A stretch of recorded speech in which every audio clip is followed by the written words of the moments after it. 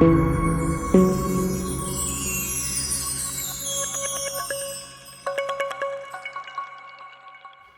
everyone, this is Brandon Green, owner of Goldelementautoworks. So with the Silvers Neomax, I thought it was important that I make this quick video on how to adjust the coilovers before you install them onto the car. Out of the box, they are not the proper length, nor are they adjusted to the proper dampening settings. So you have to do as much as you can before you install it onto the vehicle. So in this video, I'll quickly explain how to increase the length and how to get a close to perfect adjustment before you install it. Now, one thing I forgot to mention is once you increase the length of the coilover out the box, the threads disappear in the hole that exposes the threads. Once you get it to that point, in the front, you decrease the total length by 2 inches. In the rear, you decrease it by 1 inch. That is a perfect starting point. Also, the dampening and the preload will also be explained. So without further delay, let's get into it. So everyone asks me, how do I adjust these coilovers?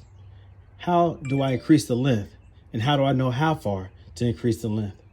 Now, these are the Silvers Neomax coming out of the SL for the SL500, SL55 in this case. So factory height is not the correct height for installation. It is not ready to install when you pull it out the box. You have to increase the height. It's short, okay? You have to increase the length of this coilover. So in order to do that, you first loosen up this collar. You loosen up the preload collars. Factory preload is pretty good, but you will have to adjust that every time you increase the length of this thing once it's installed. When it's not on the car, you can keep the preload, but know that as you increase or decrease height, that preload tension will change. So get familiar with that. You want to only have enough load on here where the spring itself does not move. You tighten up this collar right here until that spring no longer moves or twists or rattles. Put a little bit of tension on it, just a little bit of tension. And then the locking collar, you go ahead and lock that onto it. And you can use the supplied tools that it gives you, or you can use, I don't know, in my case, sometimes I use a flathead screwdriver and a hammer, depending on if I have easy access to it once it's installed. But off the car, it's real easy to use these tools. But like I said, if you have to increase that height or decrease the height, you will have to make adjustments. The front is easy to adjust. The rear is seemingly impossible. It is possible, but it's very difficult because it's tucked up in that wheel well. Anyways, so increase this length, loosen up this collar, twist this threaded body counterclockwise to increase the height. That hole right there is your indicator as to how far the threaded body is into the lower part of the coilover. So as you increase the height, you increase it until the threads disappear, and then back it back down or tighten it back up or decrease the height. You lower it back down so that the bottom of the threaded body closes that gap. Again, adjust it, keep pulling it out into that hole until the threads disappear in that hole, and then back it back down.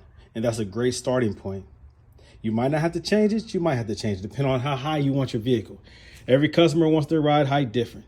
If you want a factory height, it's going to be close to that. Like I said, you have to adjust it a little bit. But this is for the front. It's a good starting point. That's how you adjust this. Now, of course, the dampening is a whole different story. That's this knob right here that allows you to dial in the dampening settings of your coilover. That's vital. In the front, you're going to definitely make it more firm. In the rear, it's going to be a little bit more soft. I think I do about maybe 22 clicks in the front. I can't remember.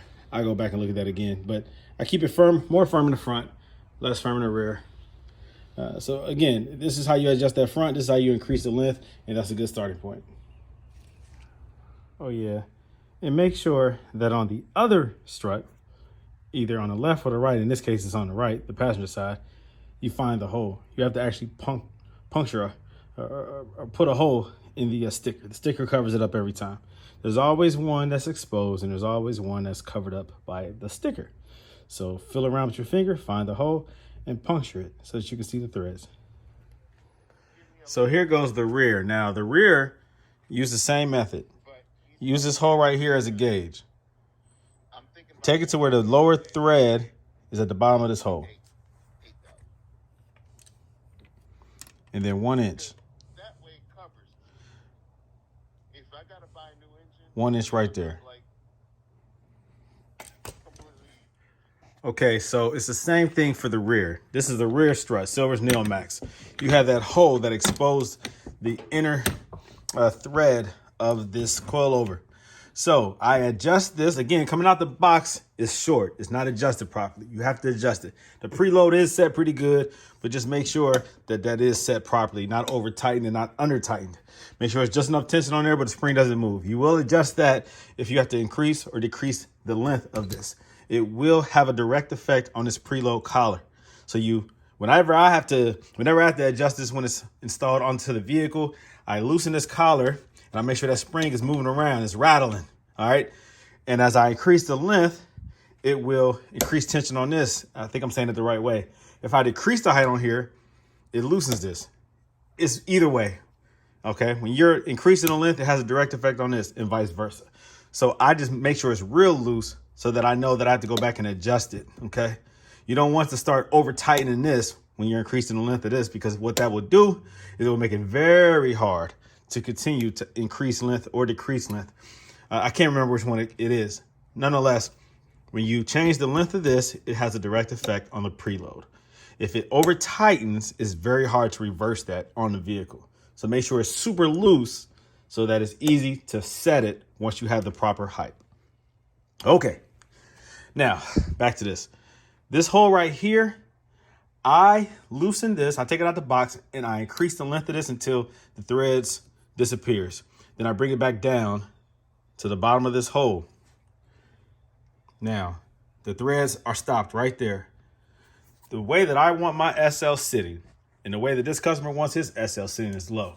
So what I do from there, I now raise it or decrease the length. All right, I'm raising this bottom. I'm not raising the strut. I'm decreasing the length of the strut, but I'm raising the bottom half, 1 inch. All right, so I'll put a piece of tape there on the threads, 1 inch from where it currently is set. Again, I increased the length of this until the bottom of the threaded body was right there. Then I take a measuring tape, 1 inch from there. I put a piece of tape across the top and I adjust it to there. The bottom, 1 inch. Okay, and then I'll put the collar down onto it. And then the vehicle should sit just the way I want it to sit. Now that's the rear. This is only for the rear. Take it down to the threads, to the bottom of the hole, add 1 inch to it, adjust this 1 inch, and then put the collar down onto that. You can lock it down. That's a great starting point. That's how I like mine sitting. All right, you're welcome.